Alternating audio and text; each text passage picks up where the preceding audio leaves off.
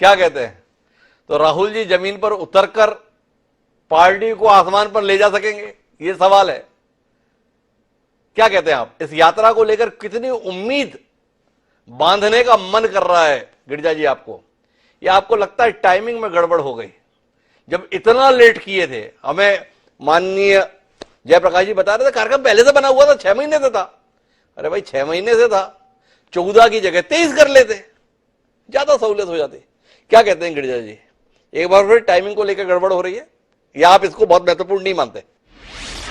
यात्रा का लक्ष्य उद्देश्य क्या है? आप याद कीजिए, भारत जोड़ो यात्रा निकली थी तो यही तय नहीं था कि यात्रा राजनीतिक है या गैर राजनीतिक है जी। आपको ये स्पष्ट करना पड़ेगा कि क्या ये यात्रा कांग्रेस के रिवाइवल के लिए है, क्या ये यात्रा नरेंद्र मोदी सरकार के खिलाफ उनकी असफलताओं को दिखाने वाली यात्रा है, या राहुल गांधी उस यात्रा से अपने आप को देश से परिचित होने का उपक्रम कर रहे हैं। ये स्पष्ट नहीं है। जहां तक सवाल न्याय यात्रा की बात है, न्याय की अवधारणा बहुत अच्छी बात होती है। हम ये देखते हैं कि किसी भी सरकार में मंत्री, प्रधानमंत्री, मुख्यमंत्री जब शपथ लेते हैं तो शपथ में वो कहते हैं कि बिना किसी राग द्वेष के, बिना किसी प्रलोभन के मैं सभी के साथ न्याय करूंगा। लेकिन सरकार बनने के बाद वो न्याय कहीं दिखता नहीं है। सामाजिक, आर्थिक, राजनीतिक न्याय, ये तो आजादी के बाद से इस बात वो न्यायपूर्ण व्यवस्था अब तक कायम नहीं हो सकी है।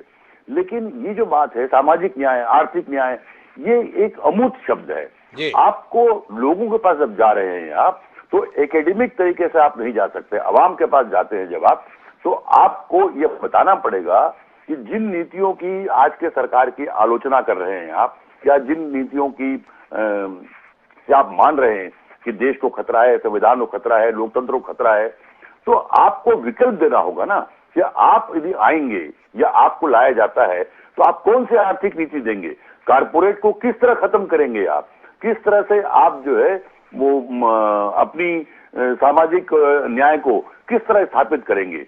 ये तमाम बातें जब तक स्पष्ट नहीं होंगी तो केवल एक नारों के साथ में कोई यात्रा नहीं होती।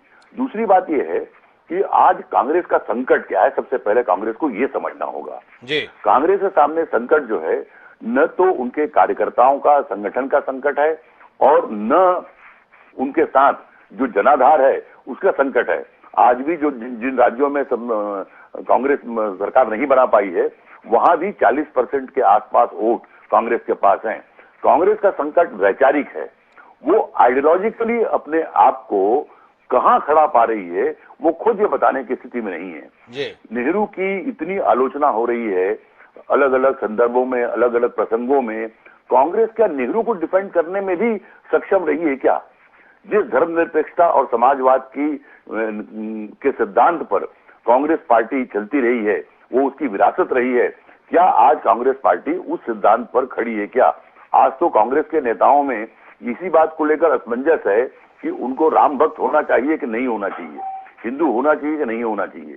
तो जब तक कि कांग्रेस इस वैचारिक संकट से अपने आप को नहीं उबारती है और एक ठोस वैचारिक धरातल के साथ सामने नहीं आती है, तब तक इन यात्राओं का और नारों का कोई बहुत प्रभाव लोगों को पड़ेगा, ये मैं नहीं मानता।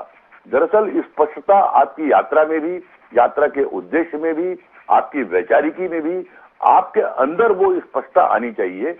अभी तक तो मुझे लगता है कि वो स्पष्टता मुझे देखने को नहीं मिली, न भारत जोड़ो यात्रा में देखने को मिली, न प्रस्तावित न्याय यात्रा में दिखी। आप देखिए कि वो बात होती है कि मोहब्बत की दुकान खोलेंगे, मोहब्बत की दुकान खोल रहे हैं। मुझे तो इस बात पर भी बहुत आश्चर्य होता है कि दुकान में कहाँ मोहब्बत होती है, दुकान में तो खरीदी बिक्री होती है, तो मोहब्बत की दुकान कैसे खोल रहे हैं आप? तो इन चीजों को लेकर एक क्लियरिटी पहले कांग्रेस और राहुल गांधी अपने अंदर बनाएं और उसके बाद लोगों तक जाएं, लोगों को जाकर बताएं कि जो फर्क है बीजेपी और कांग्रेस में, क्या फर्क है बुनियादी, ये फर्क तो बताना होगा ना। ये फर्क बताने की स्थिति में कहीं नहीं है आप। बेरोजगारी, महंगाई, ये तमाम जितनी बातें होती हैं, ये ऐसे मुद्दे हैं जो हमेशा बने रहे हैं, चाहे सरकारें किसी की है। क्या कांग्रेस से कहने में सक्षम तैयार है कि उसकी सरकार आने के बाद बेरोजगारी खत्म हो जाएगी, महंगाई खत्म हो जाएगी? नहीं हो सकती। तो इसलिए लड़ाई जो है वो वैचारिक है और जब हम राम मंदिर की या राम की बात करते हैं या उसको लेकर बीजेपी पर राजनीतिक लाभ लेने की का आरोप लगाते हैं, तो फिर आपका खुद का झुकाव उस तरफ क्यों है?